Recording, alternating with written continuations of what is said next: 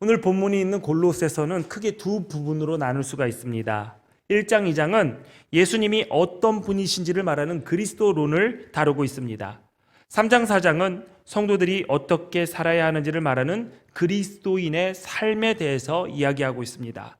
특별히 3장에는 그러므로가 3번 나오는데 우리가 어떤 존재인지, 그래서 어떻게 살아야 하는지를 가르쳐 줍니다. 먼저 3장 1절을 보니까 그러므로 너희가 그리스도와 함께 다시 살리심을 받았으면 위의 것을 찾으라 라고 했습니다. 원래 우리는 허물과 죄로 죽었던 존재였습니다. 그러나 예수님의 십자가 보혈로 말미암아 그리스도와 함께 다시 살리심을 받았습니다. 할렐루야. 그러므로 우리는 위의 것을 생각해야 됩니다. 위의 것을 생각하고 땅의 것은 생각하지 말아야 합니다. 예수님이 하나님 우편에 앉아 계신 그 천국을 향해서 걸어가야 되고 마음도 그 천국을 향해 있어야 됩니다. 예수님은 우리에게 보물을 하늘에 쌓으라고 했습니다.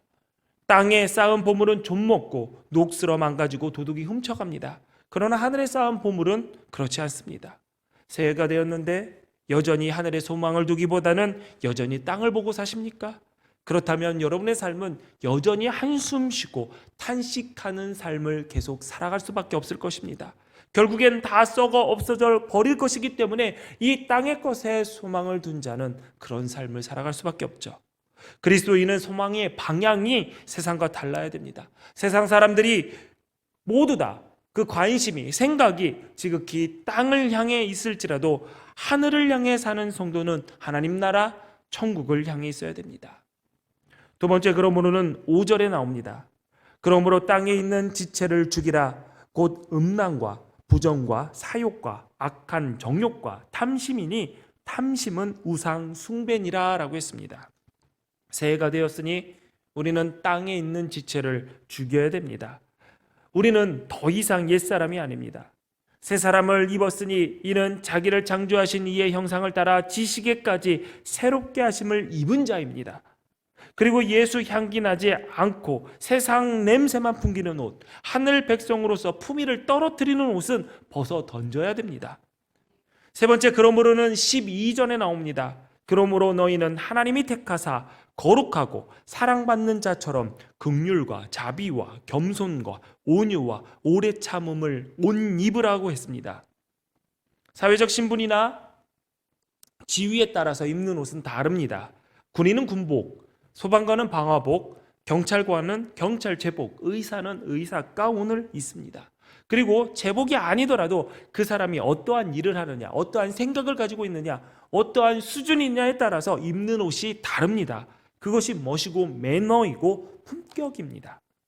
우리는 하나님의 택하심을 입은 거룩한 사람입니다. 그러므로 그에 맞게 합당한 옷을 입을 줄 알아야 됩니다. 2023년 우리가 입어야 할 새 옷은 긍휼, 자비, 겸손, 온유, 오래 참은 용납과 용서의 옷입니다. 그리고 그 옷을 입고 사랑의 띠로 단단히 고정시켜야 됩니다. 그래서 이 모든 것 위에 사랑을 더하라. 이는 온전하게 매는 띠라고 했습니다. 그러므로 그리스도로 옷 입고 2023년의 주인공답게 살아가야 될 것입니다. 무엇보다 우리는 무슨 일을 하든지 마음을 다하여 죽게 하듯 하고 사람에게 하듯 하지 말라 하는 말씀대로 살아야 됩니다. 2023년 한 해 동안 우리가 붙들고 살아야 할 주제 말씀입니다. 무슨 일을 하든지 사람에게 하는 것이 아니라 주님께 하듯 해야 합니다. 성경이 기록될 당시 로마 제국에는 수많은 노예들이 있었습니다. 노예 제도가 법적으로 용인됐던 시대였기 때문이죠. 그래서 그때 교회 안에서도 예수 믿는 주인도 있었고 예수 믿는 노예도 함께 신앙생활을 했습니다. 그래서 그리스도 안에서 주인과 종의 관계를 올바르게 다뤄야 할 필요가 있었습니다. 당시 종들은 열심히 일했다고 합당한 보상이 주어지지 않았습니다. 그러니 종들은 주인이 시키는 일만 하고 주인이 있을 때나 일하고 혼나지 않을 정도로만 일하는 것이 일반이었습니다. 그래서 성경은 무슨 일을 하든지 마음을 다하여 죽게 하듯 하라고 가르쳤던 것입니다. 이 말씀은 단순히 그 당시 노예에게만 해당되는 것이 아닙니다. 오늘을 사는 하나님의 종된 우리도 모든 일을 죽게 하듯 해야 합니다.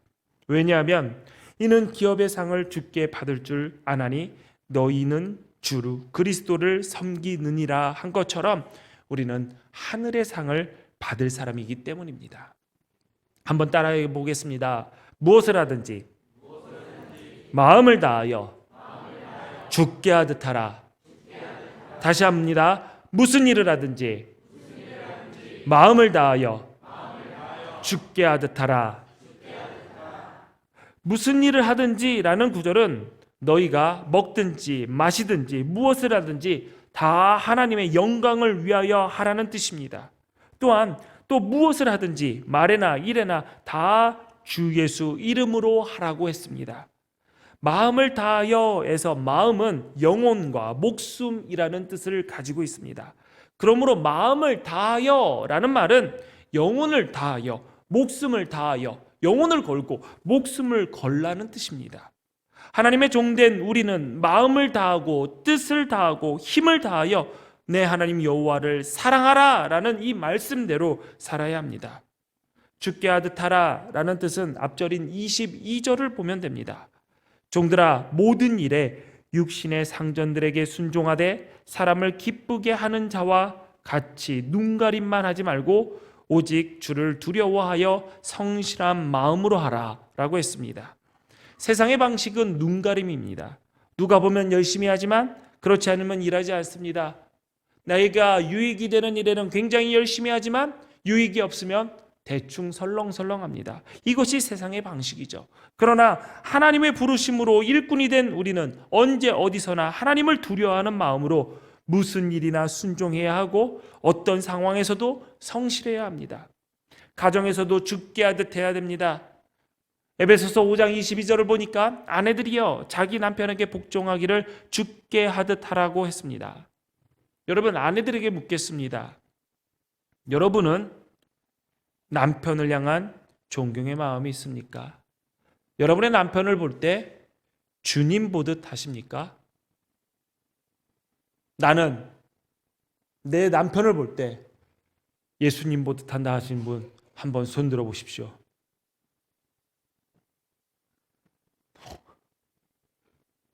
우리 박춘인 권사님.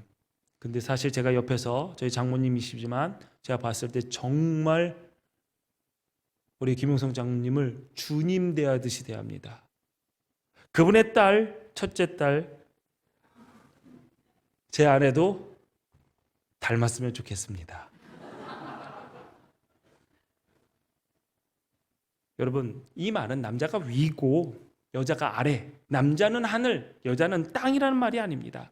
하나님이 만드신 가정의 질서를 위해 아내는 죽게 하던 남편의 권위를 세워주어야 한다는 뜻입니다. 이것이 하나님께서 세워놓으신 질서입니다. 에베소서 5장 25절에 보면 남편들아 아내 사랑하기를 그리스도께서 교회를 사랑하시고 그 교회를 위하여 자신을 주심같이 하라라고 했습니다. 남편들은 아내를 사랑하되 예수님이 교회를 사랑하신 것처럼 교회를 위하여 자신을 내어주신 것처럼 해야 한답니다. 예수님은 우리를 구원하시기 위해 십자가에서 물과 피를 쏟으셨습니다. 그런 것처럼 남편이 아내에게 죽게 하듯 하려면 물과 피 같은 소중한 것까지 다 내어줘야 된다는 겁니다. 난 내 아내를 사랑합니다. 말로만이 아니라 사랑은 수고가 따릅니다. 희생이 따릅니다. 여러분, 하나님께서 권위를 허락하셨을 때 그냥 허락하셨을까요? 거기서 떵떵거리면서 누리라고 허락하셨을까요? 절대 그렇지 않습니다. 하나님께서 허락하신 그 권위는 마땅한 책임이 주어집니다. 남편에게는 예수님께서 교회를 위해 모든 것을 쏟아붓고 생명까지 내어주신 것처럼 아내를 사랑하라 라고 말씀하신 거죠. 남편들에게 묻겠습니다. 나는 예수님께서 교회를 사랑하시듯이 성도를 사랑하듯이 내 아내를 사랑합니다. 손 들어 보십시오. 본인이 손 들고 본인이 웃으면 어떡합니까? 딸이 갑자기 확 쳐다봐가지고 그러는데 앞으로 그럴 거라는 거 있죠. 왜 손을 든 남편 앞자리에 있는 아내는 저렇게 무표정할까요? 지금 딴 나라 얘기하는 것처럼 느낄까요? 여러분, 우리 남편들, 남자들 주님께서 허락하신 권위에 합당하게 살려면 더 많은 사랑의 수고를 해야 될 것입니다. 남자들만 아멘. 안 한다는 거예요? 예. 여러분, 일터에서도 기쁜 마음으로 섬기기를 주께 하듯 하고 사람들에게 하듯 하지 말라 했습니다. 그리고 범사의 두려워함으로 주인들에게 순종하되 선하고 관용하는 자들에게만 아니라 또한 까다로운 자들에게도 그리하라라고 했습니다.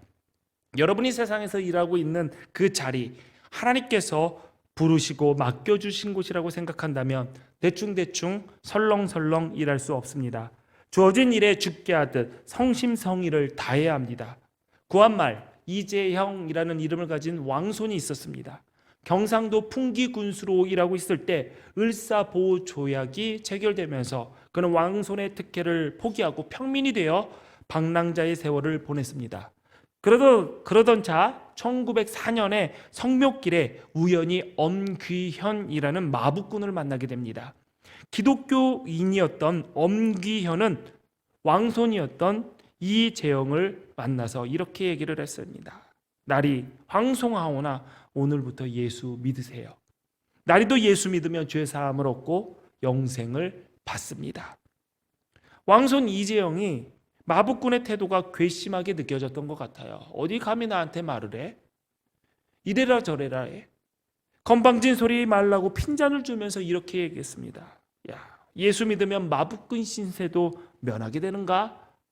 그러자 마북군 엄기현이 이렇게 대답했습니다. 나리, 예수를 믿는 것은 그런 도리가 아닙니다. 저는 마북군 신세를 면하려고 믿는 것이 아니라 마북군 노릇을 더 잘하려고 믿습니다.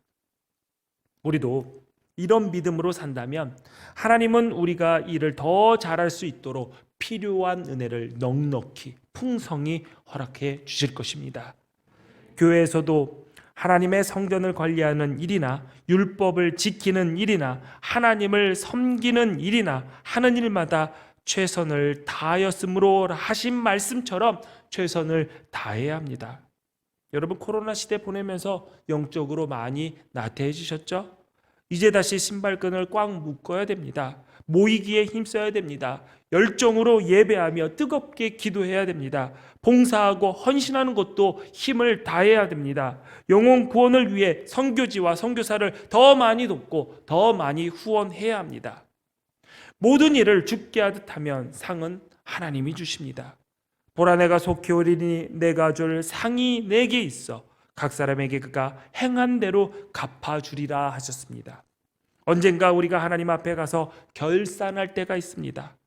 히브리서 4장 13절을 보니까 지으신 것이 하나도 그 앞에 나타나지 않음이 없고 우리의 결산을 받으실 이의 눈앞에 만물이 벌거벗은 것 같이 드러나느니라 라고 했습니다. 맡은 일을 주께 하듯 하면 잘하였도다. 착하고 충성된 종아, 내가 적은 일에 충성하였음에 내가 많은 것을 내게 맡기리니 내 주인의 즐거움에 참여할지어다 라는 칭찬을 들을 것입니다. 그러나 그렇지 않으면 악하고 게으른 종아, 나는 심지 않은 데서 거두고 해치지 않은 데서 모으는 줄 내가 알았느냐라는 책망을 들을 것입니다. 2023년 죽게 하듯 살려면 코람데오 정신이 필요합니다. 라틴어 코람데오는 하나님 앞에서라는 뜻입니다. 우리가 늘 하나님의 시선 아래에 있음을 알고 그에 맞는 책임 있는 존재로 살아가야 합니다. 데살로니가전서 3장 13절에 너희 마음을 굳건하게 하시고 우리 주 예수께서 그의 모든 성도와 함께 강림하실 때에 하나님 우리 아버지 앞에서 거룩함에 흠이 없게 하시기를 원하노라 라고 했습니다. 성도는 예수님이 다시 오시는 날 부끄럽지 않도록 무슨 일을 하든지 마음을 다하여 죽게 하듯 해야 합니다. 모든 것을 버리고 하나님께서 보여주실 땅으로 순종하며 갔던 아브라함처럼, 모든 것을 하나님께 맡기고 복음의 일꾼이 되었던 바울처럼 2023년 무엇을 하든 죽게 하듯 하는 삶에 승리하시기를 주님의 이름으로 축원합니다.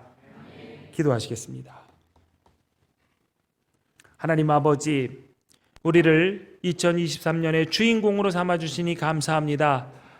2023년 첫날 첫 주일 예배에 성공했으니 올해 기둥교회 성도들 예배의 승리자들이 되게 하옵소서. 우리 마음을 굳건하게 하셔서 주께서 다시 오실 때에 주 앞에 서게 될 때에 모든 것을 감찰하시는 하나님 앞에서 거룩함에 흠이 없게 하시고 잘하였도다 칭찬받게 하옵소서. 하나님의 약속의 말씀을 붙들고 모든 일을 죽게 하듯 하며 기쁘고 즐겁게 천성 가는 여정에 주와 동행하게 하옵소서. 우리의 구원 되신 예수님 이름으로 기도하옵나이다. 아멘.